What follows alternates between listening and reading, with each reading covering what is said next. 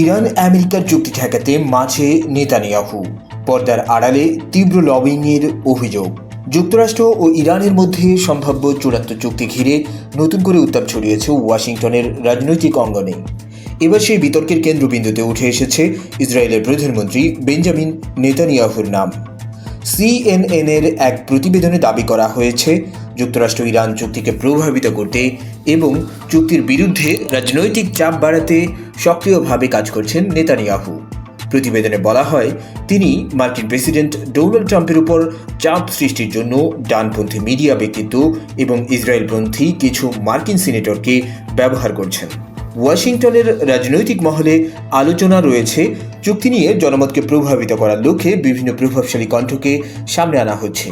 বিশেষ করে ডানপন্থী বিশ্লেষক ও মন্তব্যকারীদের মাধ্যমে চুক্তির সমালোচনা আরও জোরালো করা হচ্ছে।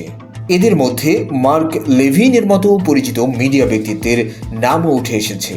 একই সময়ে মার্কিন সিনেটের ভেতরেও নীরব কূটনৈতিক তৎপরতা চালানো হচ্ছে বলে প্রতিবেদনে উল্লেখ করা হয়েছে।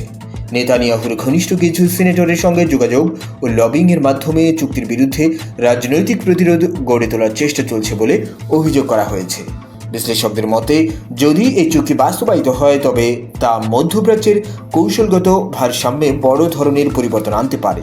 আর সেই কারণেই চুক্তিকে ঘিরে যুক্তরাষ্ট্র, ইরান এবং ইসরায়েলের মধ্যে রাজনৈতিক ও কূটনৈতিক টানাপোড়েন আরও বাড়তে পারে। এখন প্রশ্ন একটাই, ওয়াশিংটনকে চুক্তির পথে এগোবে নাকি পর্দার আড়ালে এই চাপ শেষ পর্যন্ত সমীকরণ বদলে দেবে?